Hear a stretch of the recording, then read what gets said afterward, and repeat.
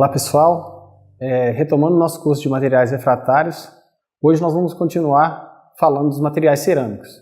As cerâmicas são divididas em vidros, produtos à base de argila, materiais abrasivos, materiais refratários, cimentos e cerâmicas avançadas.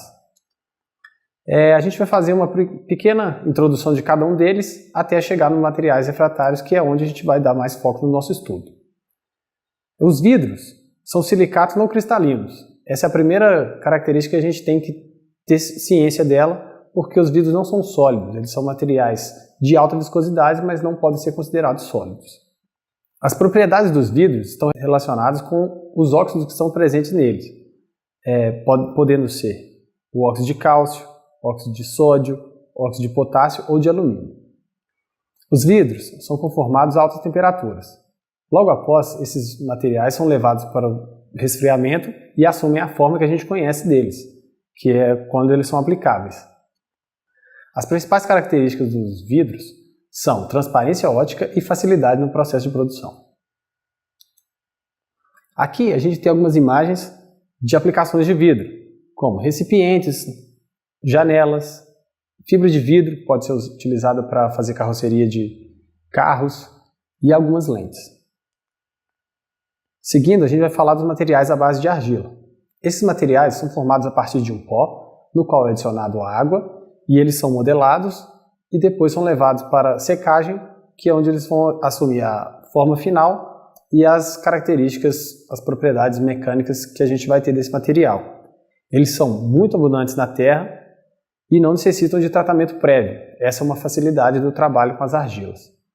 Depois desse material conformado, na etapa de secagem, ele melhora as propriedades físicas e mecânicas, dando resistência àquele material e a forma fixa final. Aqui a gente tem alguns exemplos de materiais à base de argila. São os tijolos, azulejos, os tubulões de esgoto e as louças brancas também são formadas a partir desse material. Cimentos. Os cimentos são formados a partir de uma massa fluida que é conformada e depois, através de uma reação química, ela melhora suas características físicas. A diferença principal entre os cimentos e as argilas é que nas argilas a gente precisa de aporte térmico e nos cimentos não. A melhora na resistência mecânica dos cimentos vem a partir da reação química que ocorre no interior do material. Os cimentos são utilizados como fase de colagem, por exemplo, na construção civil. Aqui temos alguns exemplos dos cimentos.